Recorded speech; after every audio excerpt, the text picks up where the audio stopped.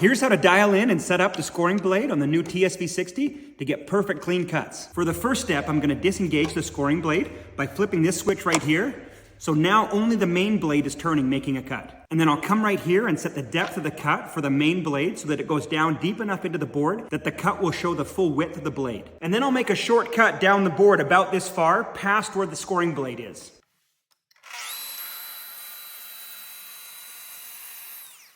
Now I'm gonna flip this green switch right here that stops the main blade from going down, but still allows the scoring blade to go down.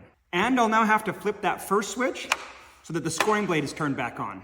And then you'll see when I plunge down, now only the scoring blade comes down. And you can see when I do bring the scoring blade down that the blade is too far this way and needs to be shifted in so that it's right inside that first cut. And to do that, I'll come down to this knob right here and I can twist it to move the blade left or right. So now we can see when I plunge down, the blade needs to go in or to the left. So I'm going to twist the knob and move the blade over until it just sits inside the middle of the first cut. Now the scoring blade on this saw is actually in a V shape, so you adjust the height down, and as you go down, the blade gets wider and wider, and you can adjust it until it just matches up with the two sides of your cut. And to do that, you use this knob right here, which you can twist back and forth to move up and down. And to show how it works, I'm actually going to raise the blade up higher so you can see it come down and then match up on the two sides. And now we'll lower the blade, and we want to make sure the blade is positioned in the very bottom of its cut. And then we can twist the knob to lower the blade until it goes down into the first cut and just sits on the edge of the two sides of the cut. Now for my next cut, I'm going to go in front of my first cut, and I'm going to make a cut, but only with the scoring blade to see the mark that it makes.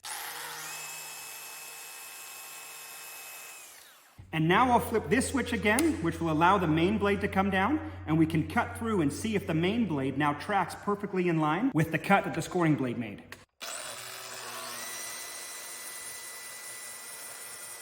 Okay, and that did really good. You can see along this side of the line right here that it did very, very good.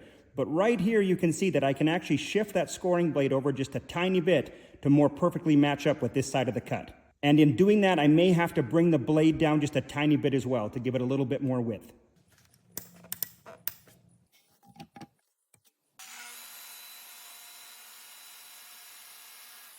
There, now, and as far as my eyes can tell, that's really good. You can see here the cut is way deeper where the main blade is coming through, and this is a shallow cut where the scoring blade is. And you can see right in this area right here that those two blades are matching up perfectly and giving a really nice clean cut.